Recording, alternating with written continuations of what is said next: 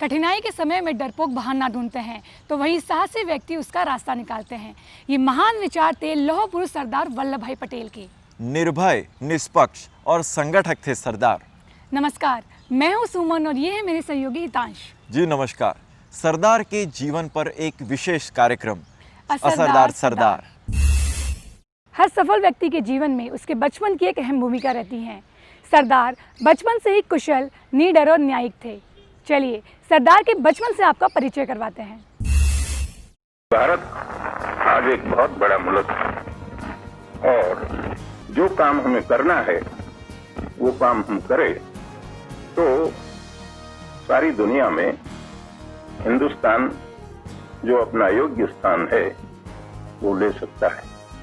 और मुझे विश्वास है कि इस रास्ते पर जो रास्ता गांधी जी ने हमको बताया उसी पर हम चलेंगे तो हमारी जगह सारी दुनिया में बहुत ऊंची होगी।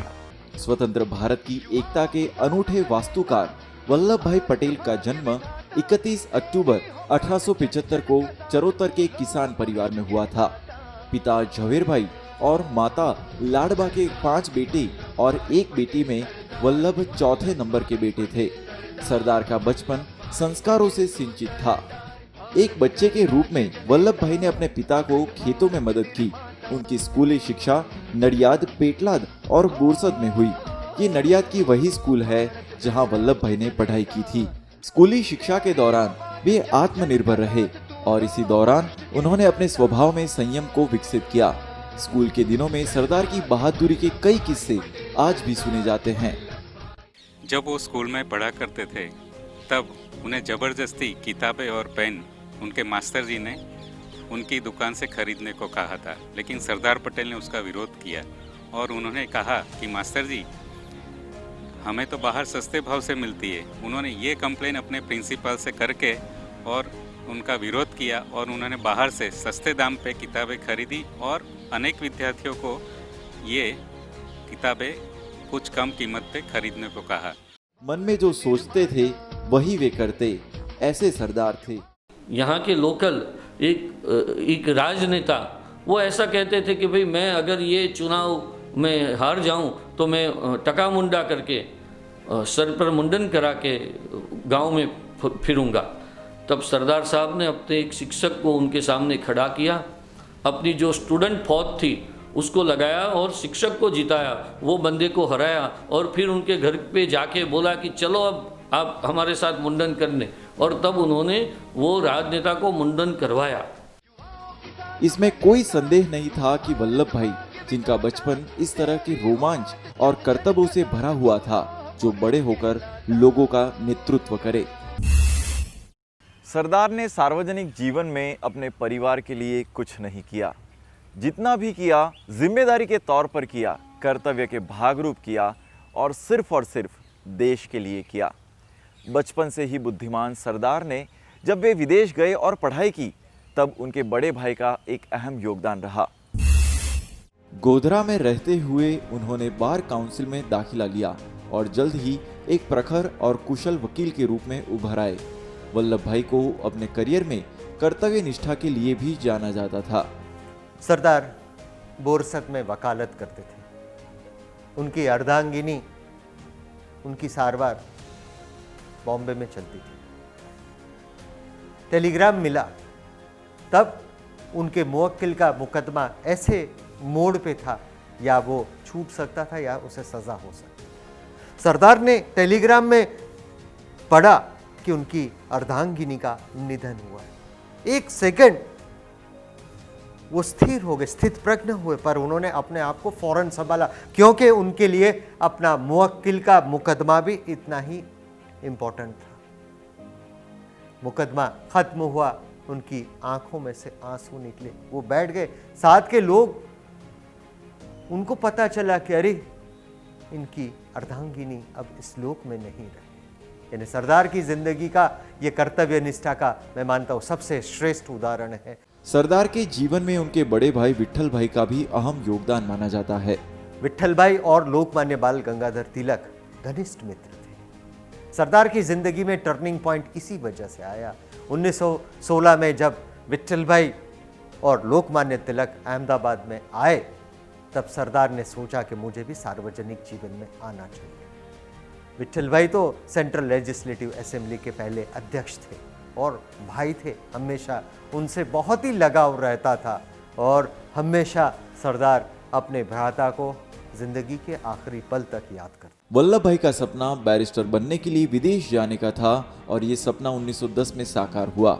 36 वर्ष की उम्र में वे इंग्लैंड गए। उन्होंने पूरा अपना समय सिर्फ और सिर्फ अपनी पढ़ाई की ओर लक्षित किया था। उसके अलावा वो कुछ भी, कोई भी प्लेस देखने भी जाते नहीं थे, कहीं घूमने नहीं जाते थे, सीधा साधा सात्विक भोजन ले लिया करते थे। और इसी वजह से उनका जो अभ्यासक्रम है वो करीबन 4-5 महीने जल्दी खत्म हुआ और वे जल्द से जल्द स्वदेश लौटना चाहते थे। भारत लौटने के बाद वल्लभ भाई अहमदाबाद में बस गए और शहर में एक प्रतिष्ठित बैरिस्टर बने, जिन पर पश्चिमी संस्कृति का विशेष प्रभाव था। सरदार, जिनके विचार, वाणी और व्यवहार से इतिहास स्वयं उनका ऋणी बना है। सरदार को सरदार बनाने में गांधी जी की अहम भूमिका रही।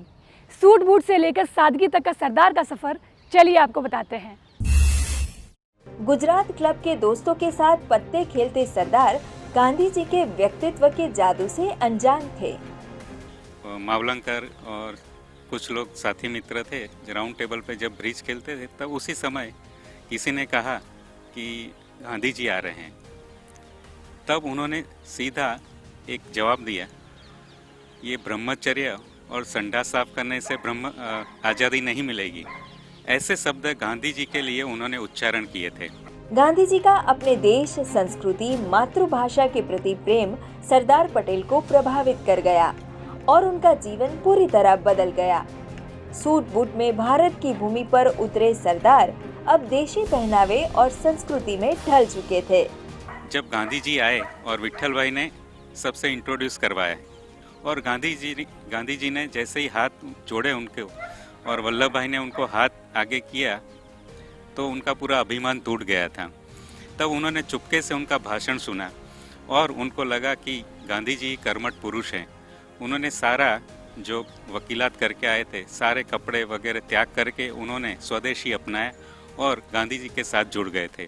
गांधी जी के भक्त बन चुके सरदार ने अहमदाबाद नगरपालिका का चुनाव लड़ा और जीत हासिल कर मेयर बने।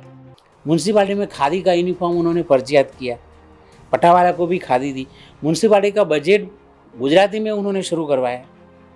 वाडीलाल हॉस्पिटल उन्होंने शुरू की, जब कांग्रेस का अधिवेशन हुआ था 21 में, वाडीलाल हॉस्पिटल जो आज है वो उन्होंने शुरू की। गरीबों के मकान की व्यवस्था की। दूध और पानी की मिलावट जो थी उनके लिए प्रयोगशाला शुरू की। स्वच्छता के प्रति सरदार हमेशा से ही काफी सजग थे। अहमदाबाद के साथ देश भर को स्वच्छता का संदेश देने सरदार हमेशा काम करते रहे। सरदार के दिमाग में हरदम लॉन्ग टर्म और सस्टेनेबल डेवलपमेंट रहता था। समाज के जो डाउन ट्रोडन लोग थे उनके लिए भी सरदार ने बहुत काम किया। सरदार ने ये देखा कि उन स्त्रियों के लिए नहाने की व्यवस्था नहीं है तो उन्होंने पब्लिक टॉयलेट्स बनवाए। उन्होंने देखा कि जो सफाई कामदार हैं उनके पढ़ाई की व्यवस्था नहीं है तो उन्होंने रात्रि शालाएँ शुरू करवाई। सरदार ने 1925 में 7 महीने तक करीब 400 लोगों को साथ मिल के एक पूरा सफाई का कैंपेन करवाया। अहमदाबाद की हर गली, हर नुक्कड़ सफाई करी और दुनिया के सामने एक ऐसा उदाहरण प्रस्तुत किया कि लोगों के दिमाग में, दिलो दिमाग में सफाई का, सैनिटेशन का महत्व बैठे। शहरी क्षेत्र के विकास के साथ साथ ग्रामीण भारत की भी वे उतनी ही चिंता करते। आज देश की सबसे बड़ी दूध उत्पादक सहकारी संस्था अमूल की स्थापना का विचार भी सरदार ने ही दिया था। 1945 में सरदार वल्लभ भाई पटेल के पास में त्रिभुवन भाई और सारे खेडूत किसान लोग जब गए मिलके, तो उन्होंने कहा कि हमारी ये तकलीफ है और इसमें बिचौलिए सारे अपना जो नफ़ा है वो सब ले लेते हैं।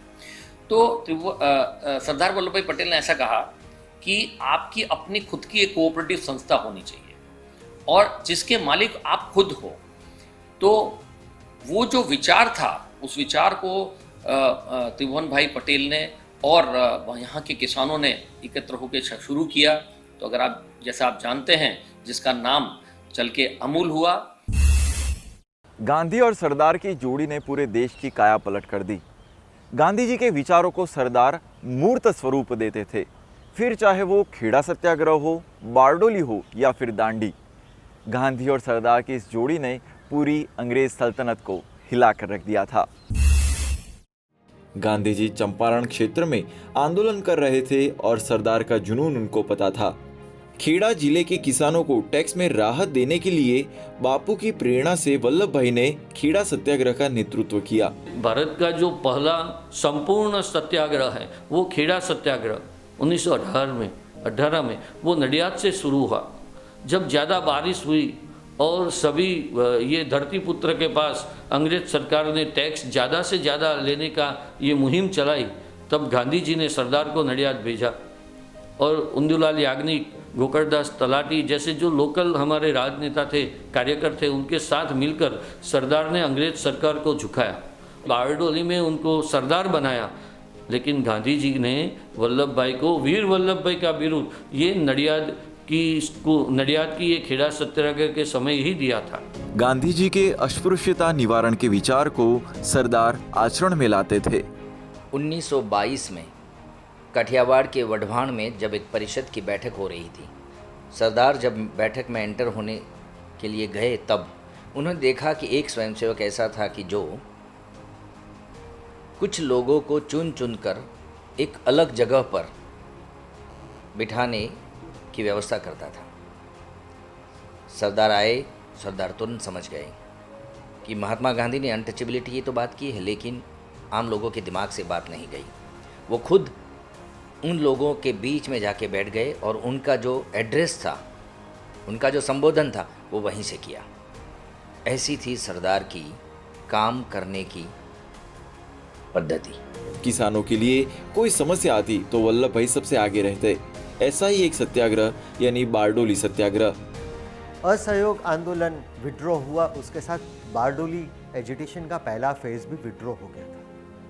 मगर 1928 में दोबारा ये संग्राम जब शुरू हुआ तो पहली ही मीटिंग में सरदार ने कहा कि मैं जो कहूँगा वो आप मानोगे, और उन्होंने उसकी कमान संभाली और लीडरशिप, नेतृत्व, उसको सरदार कहा जाता है, जो निर्देशित करे, कंट्रोल करे और सभी लोग उनकी आज्ञा का पालन करें। और बारडोली में किसानों को जो उन्होंने एक नया नेतृत्व दिया और किसानों के सरदार, वो देश के सरदार बने। पर 1924 में महात्मा गांधी ने उन्हें सफाई अभियान के लिए कूड़े करकट के सरदार का बिरुद दे दिया था। फिर दांडी कूच हो, सरकार से बातचीत हो या फिर कारावास, जिधर देखो उधर वल्लभ भाई गांधी जी के कर्मठ कार्यकर्ता बने। वे इतने सफलतापूर्वक कामयाब रहे कि अंततः वल्लभ भाई एक राष्ट्रीय नेता बन गए।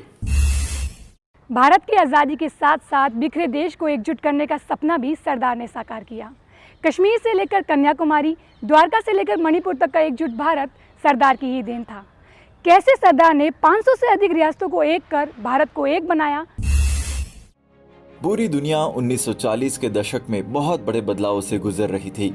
भारत भी इसे अछूता नहीं था। 1942 का भारत छोड़ो आंदोलन, सुभाष बाबू की आजाद हिंद फौज का लहराता परचम और रॉयल इंडियन नेवी की बगावत, इसके साथ और भी कई ऐसी घटनाएं थी जो हिंदुस्तान को आजादी की सुबह तक ले जा रही थी। लेकिन देश कई टुकड़ों में बटा था। देश को एक सूत्र में पिरोना सरदार के लिए काफी चुनौतीपूर्ण था। कई रजवाड़े थे जो शुरुआत में स्वतंत्रता चाहते थे, पर सरदार ने उन्हें समझाया और भारत में विलय के लिए मनाया। देश के पास कोई साधन नहीं थे, नहीं पुलिस थी, नहीं प्लेन थे, कोई भी सुरक्षा के साधन नहीं थे, सुरक्षा बल नहीं थे। और उनको ने ये 565 जो हमारे देसी राज्य थे उनको एकत्रीकरण का बहुत बड़ा काम 50 दिन में उन्होंने काम किया। लेकिन वल्लभ भाई ने नई हिंसा की, अहिंसा से काम किया। जहाँ राजाओं को समझाना था वहाँ समझाया, जहाँ खत लिखना था खत लिखा, जहाँ खाना खाने के लिए बुलाया था वहाँ खाना खाने के लिए बुलाया, और जहाँ सख्ताई करने की जरूरत थी वहाँ सख्ताई भी की। कश्मीर का भारत में विलय का प्रश्न सबसे पेचीदा था। कश्मीर के राजा हरि सिंह के निवेदन पर सरदार ने रातों रात भारतीय सेना को कश्मीर भेजा और कश्मीर को बचा लिया। पाकिस्तान की ट्राइब्समैन, आदिवासी प्रजा कहते हैं, वो उसको जिन्होंने बेच दिया उन्होंने कश्मीर पर आक्रमण किया, ज़बरदस्त आक्रमण किया। श्रीनगर के पतन में 2-3 दिन बाकी हैं, ऐसा लश्करी रिपोर्ट है। 2 दिन पहले सरदार पटेल श्रीनगर एयरपोर्ट पर गए बलवंत सिंह के साथ। बलवंत सिंह रक्षा मंत्री थे, उनके साथ गए और वहाँ जो अधिकारी था उसके साथ सरदार ने बात करना शुरू किया। वो बोलता गया अधिकारी, सरदार ने कहा कि ये श्रीनगर आ जाए उसके पहले श्रीनगर हमको मजबूत करना चाहिए। तो अधिकारी को पूछा सरदार ने, सरदार आंख मीच के बैठे थे, आंख बंद करके बैठे थे। तो वो अधिकारी समझा सरदार सो गए हैं उम्र की वजह से। तो सरदार तो सब सुन रहे थे। जैसी यादी तैयार की, कब चाहिए, तो कल मिल जाए तो अच्छे है, हमारे पास थोड़े घंटे ही बचे हैं, वो लोग आ जाएंगे, उसके बाद कुछ नहीं कर पाएंगे। सरदार दिल्ली गए और उसी दिन सब सामग्री और लश्कर रवाना हुआ। विमान में गए और विमान में भेजा सामान, इसलिए श्रीनगर बच गया है।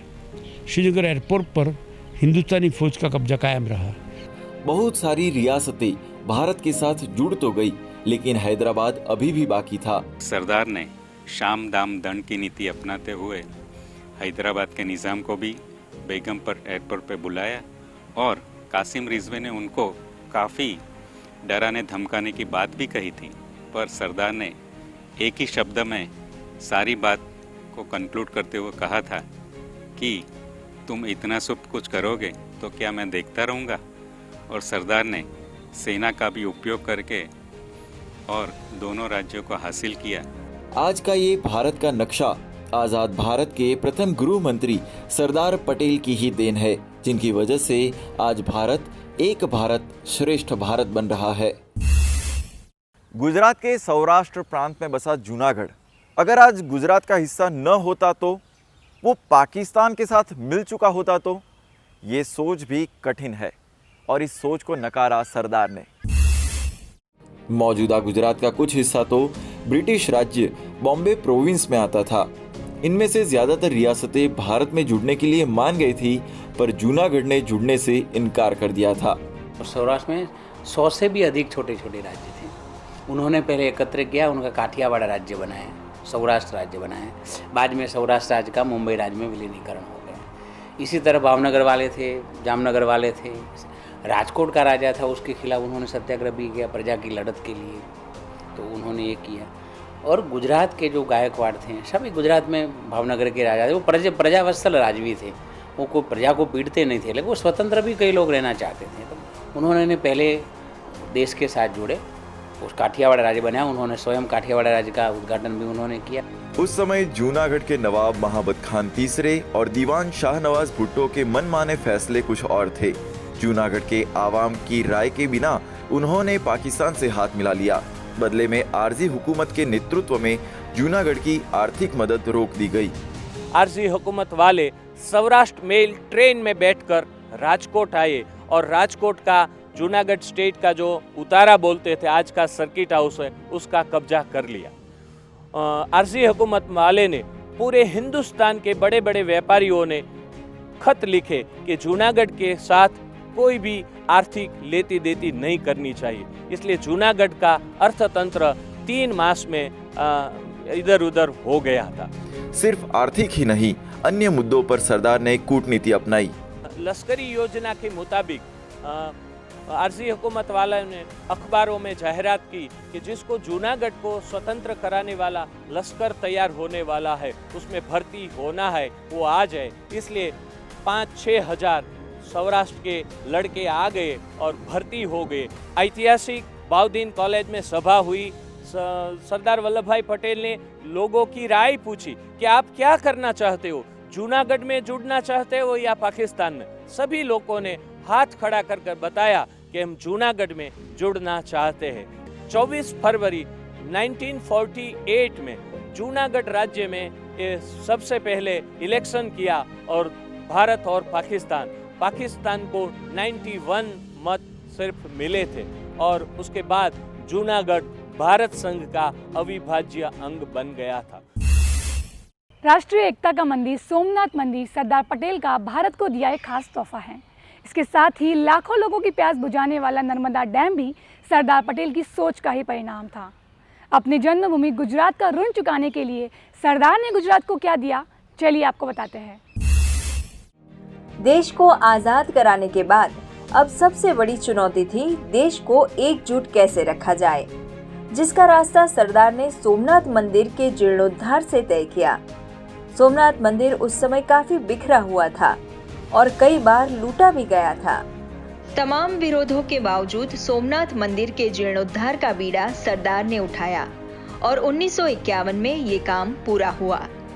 सरदार जब सोमनाथ गए तब उन्हें लगा कि इसका हमें पुनः प्राण प्रतिष्ठा करनी चाहिए और सरदार ने ये संकल्प लेते हुए उसका जीर्णोद्धार करने का विचार किया। उन्होंने दान से ये पूरा सोमनाथ मंदिर खड़ा किया और आज हम देख रहे हैं कि कितने दर्शनार्थी वहाँ पे आते हैं भगवान शिव की आराधना करने, तो ये सारा श्रेय सरदार पटेल को ही जाता है। उस समय बने सोमनाथ ट्रस्ट से आज भी इस मंदिर के सभी काम हो रहे हैं। भारत एक बिन सांप्रदायिक कंट्री है और स्टेट उनके मंदिर में पैसा नहीं खर्च सकता है। बोले भाई कि बहुत अच्छी विजन थी, तो उन्होंने कहा मैं आज भी सोमनाथ ट्रस्ट है, सरकार नहीं है, ट्रस्ट उनका वहीवट कर रहा है। तो सोमनाथ का उन्होंने ट्रस्ट बनाया। उन्हें गांधी जी की परमिशन मांगी। गांधी जी ने पहला कहा कि वल्लभ भाई सोमनाथ का मंदिर सरकार के पैसे से नहीं होगा, तो कि बापू मैं जानता हूँ, मैं तय करके आया हूँ, वो उनका ट्रस्ट भी हो जाए और ट्रस्ट करेगा। देश के बड़े दर्शनीय स्थानों में शामिल सरदार सरोवर डैम भी वल्लभ भाई की सोच का ही परिणाम था। सरदार ने 1945 में पहल की, जिसकी नींव जवाहरलाल नेहरू ने 1961 में रखी। उस समय डैम की ऊंचाई ज्यादा नहीं थी। ये डैम गुजरात के लिए तो जीवन रेखा है ही, इसके साथ ही अन्य राज्यों की पानी की प्यास भी बुझा रहा है। सौराष्ट्र में सौनी योजना और उत्तर गुजरात में सुजलाम सुफलाम योजना से छोटे कैनल के माध्यम से आज खेतों तक पानी पहुंच रहा है। सरदार का आयोजन 5, 10, 20 वर्ष का नहीं होता तो वो 50 वर्ष का लंबा आयोजन करते थे। वेस्टर्न इंडिया में खास करके गुजरात, महाराष्ट्र, राजस्थान, मध्य प्रदेश में अक्सर पानी की समस्या रहती थी। तो उन्होंने एक विचार अपने मन में बनाया कि नर्मदा नदी, जिस पे तो आदि शंकराचार्य ने महाअष्टक लिखा है, उसका इतना पानी दरिया में बह जाता है, तो क्यों ना उस पर एक बांध किया जाए, जो ब्रिटिश टाइम के पर भी उसका सर्वे हुआ था मगर इम्प्लीमेंट नहीं हो पाया था। तो वास्तविकता में आज इसका अमल होने से कितने सारे राज्यों की, कितनी सारी प्रजा को इसका लाभ मिलता है। सरदार को भारत रत्न मिलने पर नर्मदा डैम को सरदार सरोवर डैम नाम दिया गया। नरेंद्र मोदी जब से गुजरात के मुख्यमंत्री थे, तब से ही लगातार इस डैम की ऊंचाई बढ़ाने के प्रयास करते रहे। 13 सालों तक लगातार प्रयास कर जब वे प्रधानमंत्री बने, तो पहला निर्णय उन्होंने सरदार सरोवर डैम की ऊंचाई को 139 मीटर तक बढ़ाने का किया। ऐसा करके उन्होंने सरदार के सपने को पूरा किया।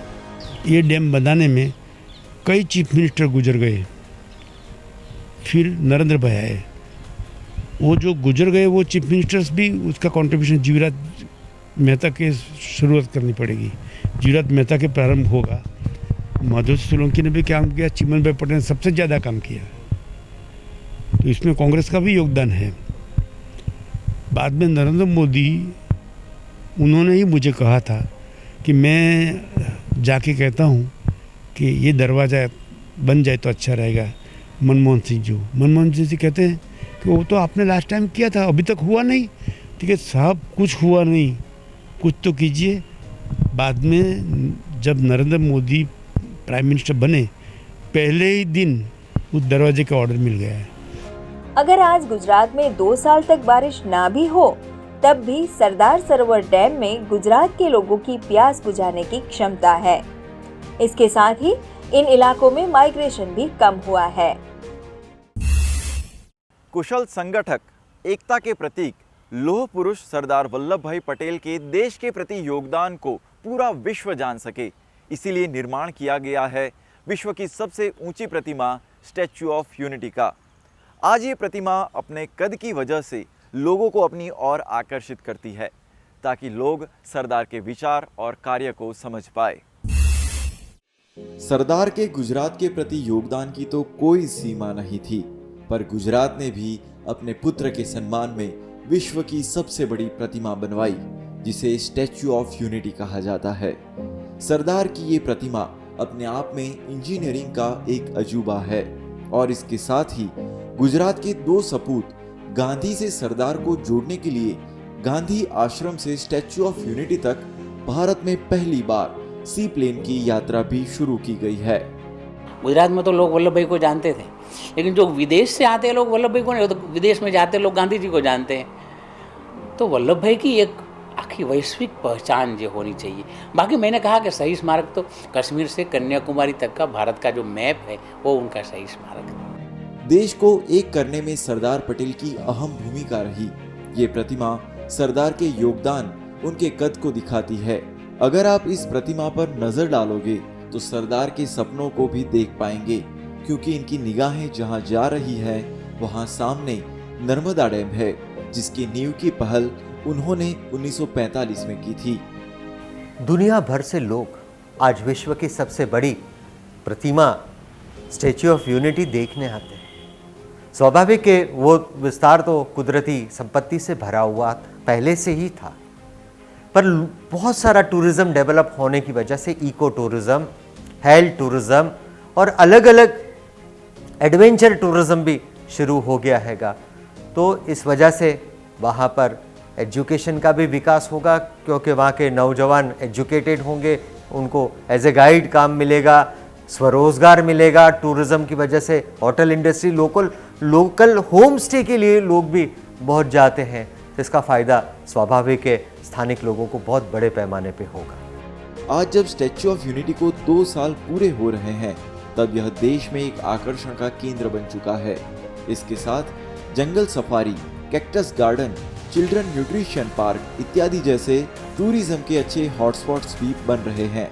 आज तक तो सुना था, स्टोरी पढ़ी थी, कहीं वीडियो में देखा था, लेकिन आज जब रूबरू देख रहे हैं तो एक ऐसा महसूस कर रहा है कि वर्ल्ड में हमारी कोई अस्तित्व है, हमारा कोई नाम है, हमारा कोई मूल्यांकन है। दुनिया की सबसे बड़ी प्रतिमा सैलानियों को भी अपनी ओर खींचती है। हर दिन यहाँ बड़ी संख्या में लोग आते हैं और सरदार के देश प्रेम और उनके योगदान को समझ पाते हैं। सोमनाथ और स्टैच्यू ऑफ यूनिटी दोनों सिर्फ स्ट्रक्चर नहीं है, कंस्ट्रक्शन नहीं है, कोई धार्मिक या पॉलिटिकल विरासत भी नहीं है।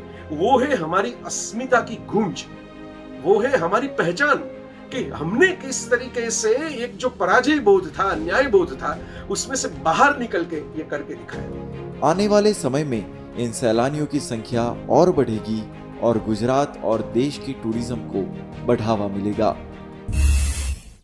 तो ये था सरदार के जीवन का संघर्ष और देश के प्रति उनके योगदान की कुछ रोचक कहानियाँ।